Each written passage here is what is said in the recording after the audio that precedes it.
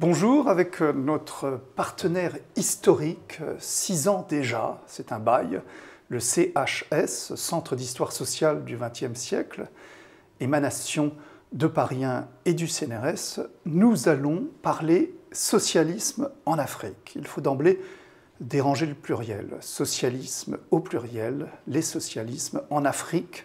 Il faudrait ajouter une S au continent, tant il est difficile de dégager une unité à la fois géographique et doctrinale dans les expériences menées dans la deuxième partie du XXe siècle. Nous avons là donc au moins une unité temporelle. Nous allons tenter, au cours de cette séance, un kaléidoscope qui fait sens. Analyser, c'est choisir, donc exclure. Nous n'examinerons pas le Ghana, l'ancienne Côte d'Or britannique de Nkrumah, précurseur des indépendances africaines, ensuite renversé une fois au pouvoir alors qu'il visitait la Chine maoïste. Nous n'allons pas nous attarder sur la pensée d'Amilcar Cabral, fondateur du Parti africain pour l'indépendance de la Guinée et du Cap-Vert, bête noire du pouvoir colonial portugais en fin de course.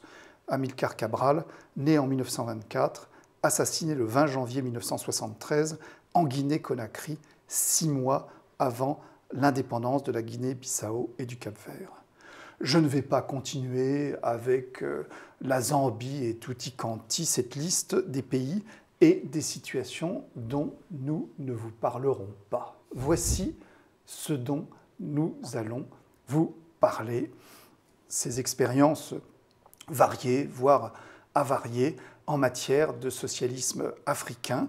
Nous allons parler de l'Éthiopie et du Congo dans un premier temps, de la Tanzanie et du Bénin, avec un détour par le Sénégal dans la deuxième partie de cette table ronde. Commençons donc à la fois par l'Éthiopie marxiste-léniniste avec Pierre Guidi, chercheur à l'Institut des mondes africains, IMAF pour les intimes, et le Congo dit Brazzaville, avec vous, Scholastique Dianzinga, universitaire, jadis membre de l'Union des femmes révolutionnaires du Congo, et par ailleurs, je vous ramène sans vous y enfermer, je vous ramène à votre généalogie. Vous êtes par ailleurs la fille du grand dramaturge congolais Ferdinand Mwangassa, 1934-1974.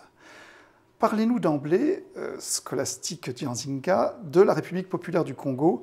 Elle fut en vigueur de 1969 à 1992, avec une césure en 1979. C'est la prise du pouvoir du colonel Denis Sassou Nguesso.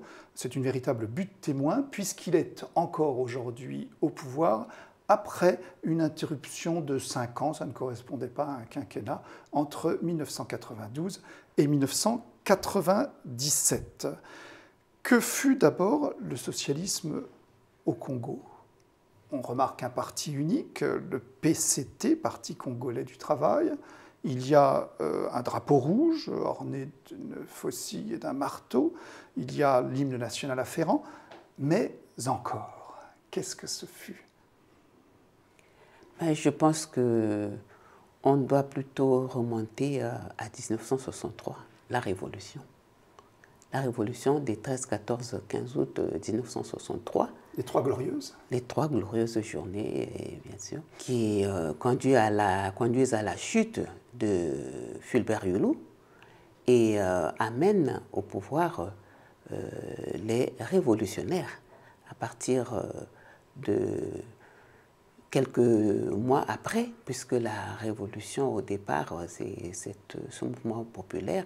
Ce ne sont pas les gens venus d'ailleurs qui sont venus organiser ce mouvement, mais c'est un mouvement populaire né au Congo et avec les forces vives de la nation. Et par la suite, après la chute du Fulbert Yulu, on est parti chercher Alphonse Massamba Deba qui vient, qui organise des élections et lui, il est élu président.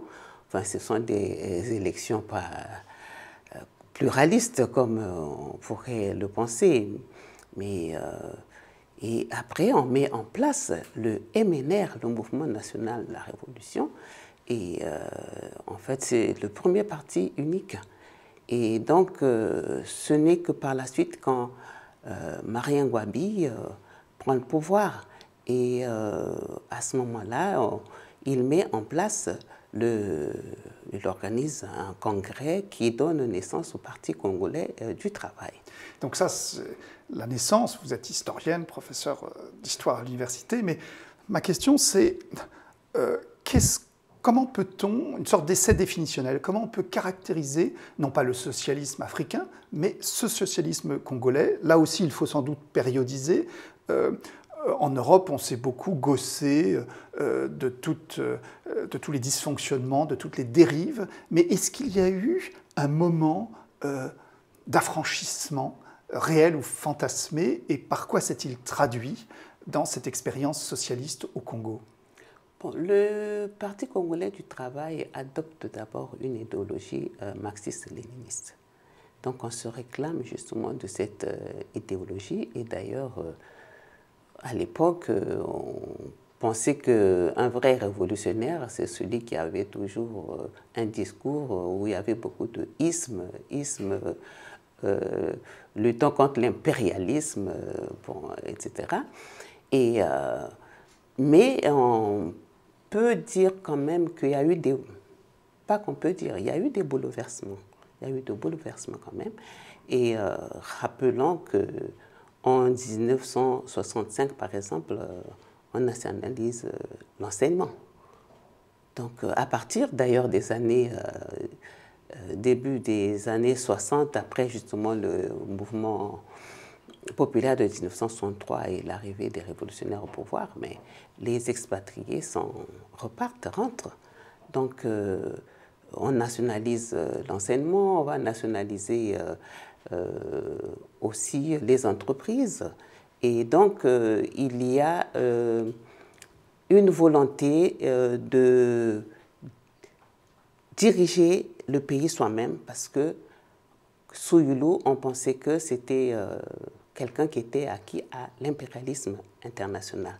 Donc d'ailleurs, on parlera souvent de la lutte de libération nationale et de construction nationale, et avec les forces vives. Et ce qu'on peut retenir aussi pour cette période sur le plan de l'éducation, c'est qu'on va amener les enfants à aller à l'école, et sans distinction d'appartenance politique, religieuse, ou surtout le milieu social.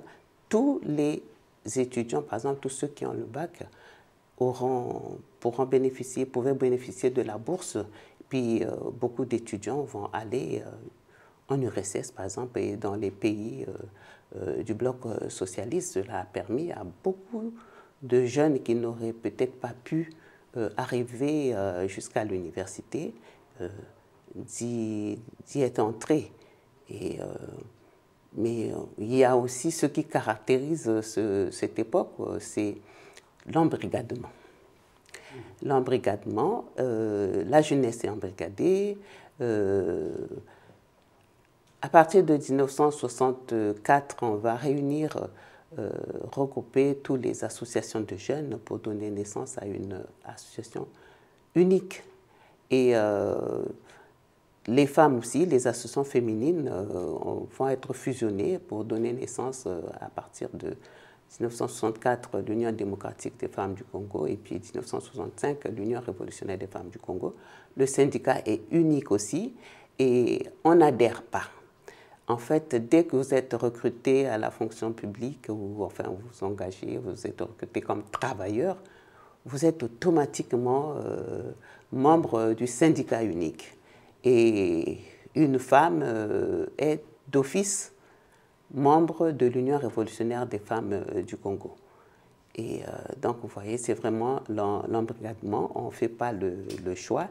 Et souvent, dans ces mouvements, on met en application les mots d'ordre du parti. Donc, par exemple, le féminisme était banni. On devait mettre en application que la politique du parti. Mais l'embrigadement, il n'y a pas l'embrigadement pour l'embrigadement, comme il y a eu l'art pour l'art. L'embrigadement, c'est au service de quelle cause? Et il y a une contradiction originelle, c'est celle de l'État-nation en Afrique, puisqu'on sait que l'Afrique a adopté les frontières héritées de la colonisation. Or, il faut à la fois forger un État-nation, mais le socialisme permettrait peut-être de dépasser ce stade de l'État-nation. Et on a l'impression que là, il y a eu une sorte de contradiction irrésolue, ou peut-être résolue par les militaires, une sorte de stratocratie qui aurait décidé que l'émanation de l'État-nation, c'est l'armée. J'ai l'impression que là, nous sommes au cœur de contradictions auxquelles se sont heurtés tous les socialismes africains, n'est-ce pas? Oui, effectivement, l'armée va s'ingérer dans la politique. Et l'armée congolaise devient l'armée populaire nationale. Et donc, d'ailleurs, on le verra bien à partir de la contestation du pouvoir par les armes. Pendant cette période dite de révolutionnaire, on va enregistrer beaucoup de coups d'État, beaucoup de coups de force. D'ailleurs, certains coups d'État seront faits par des militaires. Et puis aussi les assassinats politiques. Mais quel pourrait être le lait, LEGS, l'héritage je ne parle pas de bilan globalement positif, selon une malheureuse formule de Georges Marchais en France, mais de ce socialisme congolais. Qu'est-ce qui pourrait en rester? Qu'est-ce qui pourrait servir de modèle si un jour les choses devaient recommencer? J'ai du mal à faire le bilan parce que les guerres civiles sont venues vraiment bousculer beaucoup de choses. Et on s'est rendu compte que s'il n'y avait pas de guerre civile à l'époque, surtout sur la base de la manipulation de l'ethnicité ou de l'appartenance ethnique, c'est tout simplement parce qu'on avait étouffé cela. On n'avait pas fonctionné pas vraiment avec une donne qui amenait tout le monde à se sentir dans un état, dans une nation où chacun, où on pouvait parler vraiment de l'unité nationale. Mais déjà à l'époque, on a cet antagonisme nord-sud est quand même là. Mais dernière question qui serait une forme d'égo-histoire, vous n'y êtes pas très sensible peut-être, mais vous-même, scolastique Nzianga, qui avez été d'une façon ou d'une autre embrigadé, même si vous n'aviez pas le choix, quel souvenir d'abord et quel bilan en tirez-vous? Bon, moi, j'arrive à l'Union révolutionnaire des femmes du Congo vers la fin. Mais je n'ai pas regretté d'avoir fait partie de cette unique association parce que je suis toujours portée vers les questions féministes. Pour avoir fait mes études en France et être restée longtemps en France, j'ai été très marquée par le féminisme. Donc, comme j'arrive, c'est le seul espace où on pouvait parler de lutte pour la promotion de la femme, de cause de la femme. Et moi, je n'ai pas senti que j'étais contrainte par quoi que ce soit. Bien au contraire, je me suis exprimée comme j'ai pu. Et j'ai été jusqu'au secrétariat permanent, chargé du département des relations extérieures. Et, mais ce que je peux retenir, c'est que cette organisation a enregistré des victoires. Sur le plan de la conscientisation de la femme, je crois que l'URFC a fait un travail important parce que si aujourd'hui on est là en train de parler, c'est parce qu'on a pris conscience aussi de ce que la femme doit aller de l'avant. Elles se sont battues à leur manière. Et à celles qui sont venues après la conférence nationale de prendre la suite. Mais sinon, sur ce plan-là, il y a plutôt eu une continuité et plutôt qu'une rupture. Il y a la continuité. Voilà.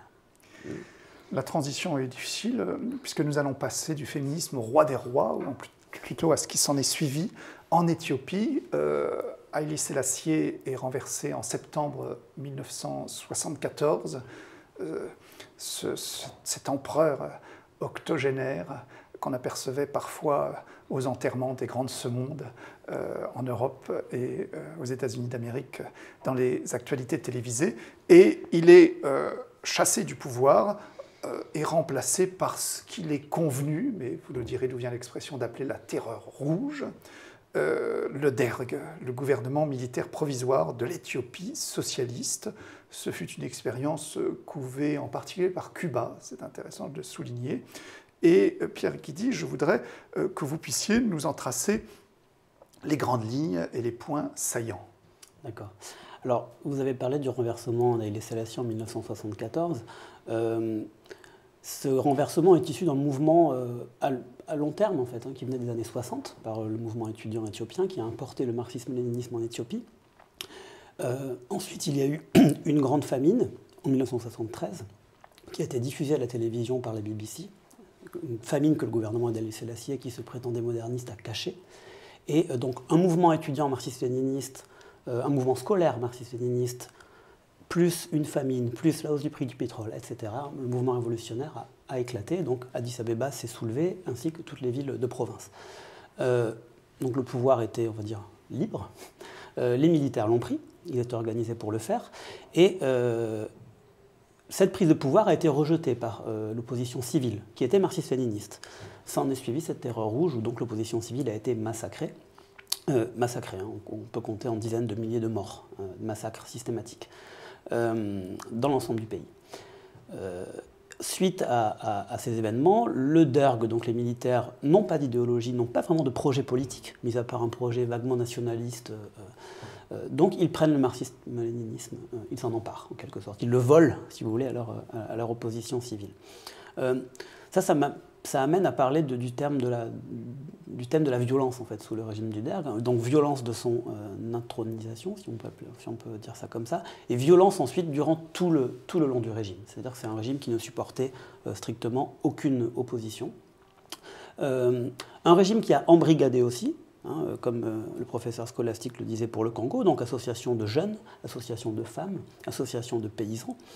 Alors ça, c'est ce qu'on a retenu. La violence et l'embrigadement. Et en effet, il faut en parler parce que ça a beaucoup marqué les esprits en Éthiopie. On peut même parler de traumatisme, à mon sens. Mais à côté de ça, on retrouve le même type de phénomène que le professeur Scholastic disait pour le Congo, c'est-à-dire que ces organisations d'embrigadement ont été aussi des espaces que les populations ont pu utiliser, notamment pour les femmes. J'ai exactement les mêmes témoignages que ce que vous disiez, des femmes qui disent dans les associations de femmes, nous pouvions parler de nos problèmes de femmes dans le foyer, dans la politique, comme des espaces non mixtes d'expression féministe. Et c'est là où les femmes ont pris conscience qu'il fallait qu'elles se battent pour leurs droits dans la société éthiopienne. Un autre point essentiel, c'est la réforme agraire. Donc là aussi, le régime d'Haïlé Sélassié est un régime qu'on peut appeler féodal. Une poignée de seigneurs possédaient tout l'ensemble des terres et exploitaient de manière plutôt éhontée 90% de la population qui était des paysans. Et le régime du DERG a nationalisé toutes les terres. Et redistribué donc. Et redistribué les terres. Alors en créant des associations de paysans, finalement c'est l'État qui a pris les terres et qui les redistribuait aux paysans. Une redistribution assez chiche, parcellaire, comment ça se passait? Alors le gros problème, c'était la pression démographique. C'est-à-dire qu'effectivement, chaque famille paysanne s'est retrouvée avec des parcelles assez limitées qui pouvaient à peine faire vivre une famille. Il n'empêche que, il y a des grands débats. Est-ce que ça améliorait ou pas la vie des paysans? En tout cas, quand on en parle aujourd'hui avec n'importe quel paysan en Éthiopie, il s'en rappelle comme d'une libération. Il y a une véritable adhésion paysanne, et donc majoritaire, tout à fait. Au régime à ses débuts. Ah oui, tout à fait. Et ça, c'est important de le dire, parce qu'on a toujours, en France, retenu la fin caricaturale du Négus rouge, Mengistu, etc., sur son trône. Or, il y a eu ces essais-là. Revenons tout de même sur cette politique agricole. Elle a abouti, néanmoins, à des désastres écologiques, notamment à déforestation, déboisement total, non? Ça, il faut le dire aussi. Oui, ça a créé une très forte pression sur les terres, vu que chaque paysan devait être doté en terre. Donc il n'y avait plus de paysans sans terre. Donc oui, effectivement, si on ajoute à ça en plus la croissance démographique à cette période, en effet, oui. Ouais. Ce que je prononce Derg et que vous prononcez Derg, vous pourriez préciser de quel acronyme il s'agit? Alors, ce n'est pas un acronyme, ça veut dire comité en amharique.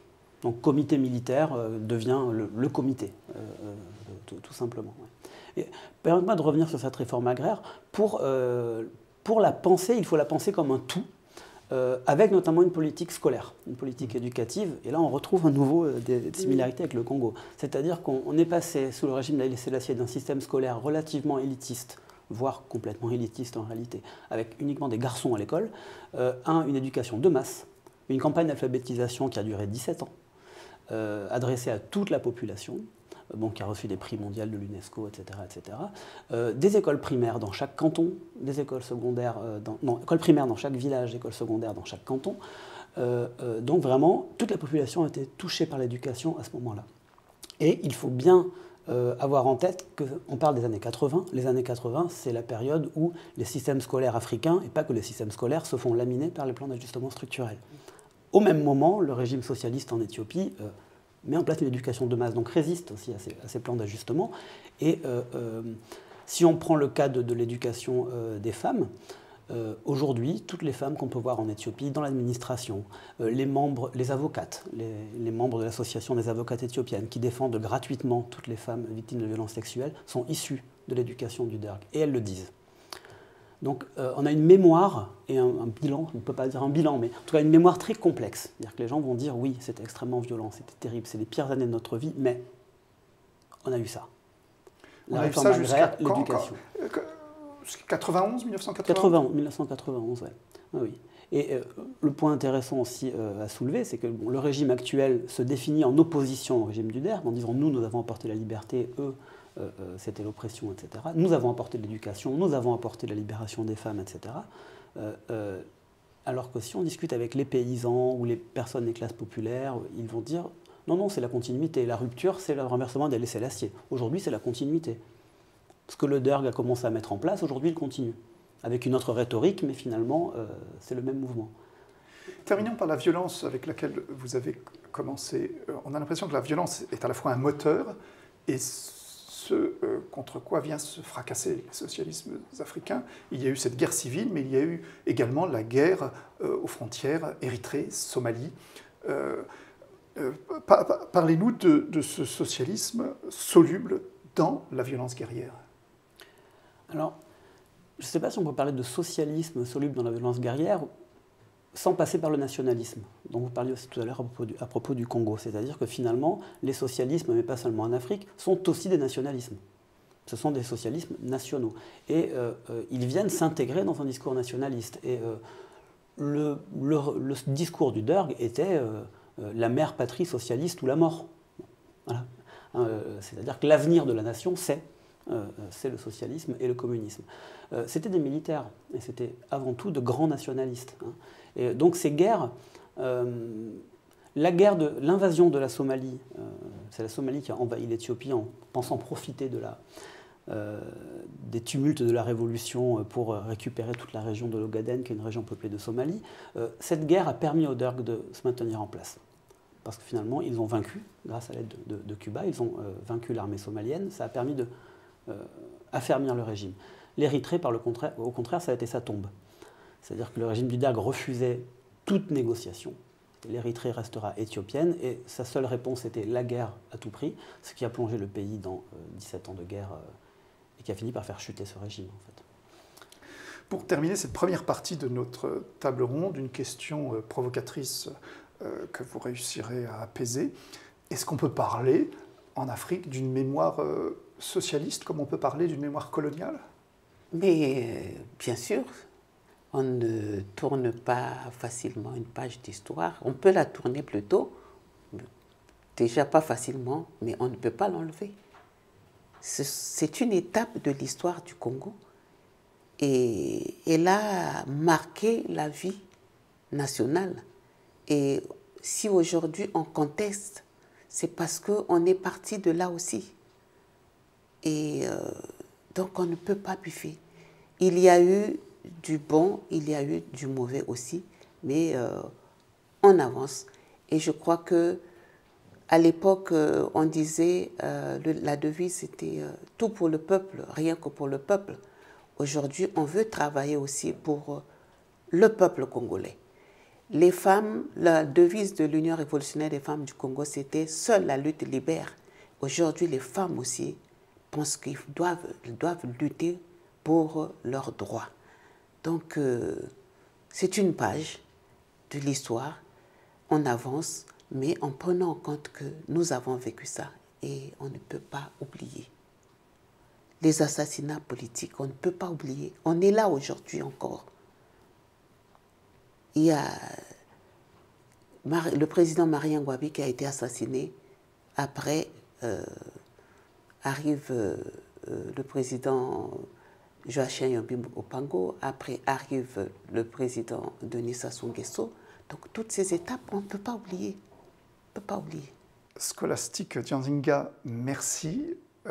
Pierre Guidi, merci. Nous n'avons pas parlé, évidemment, de la situation coloniale en Éthiopie, puisqu'elle n'a pas existé à part un bref intermède italien avant la Deuxième Guerre mondiale.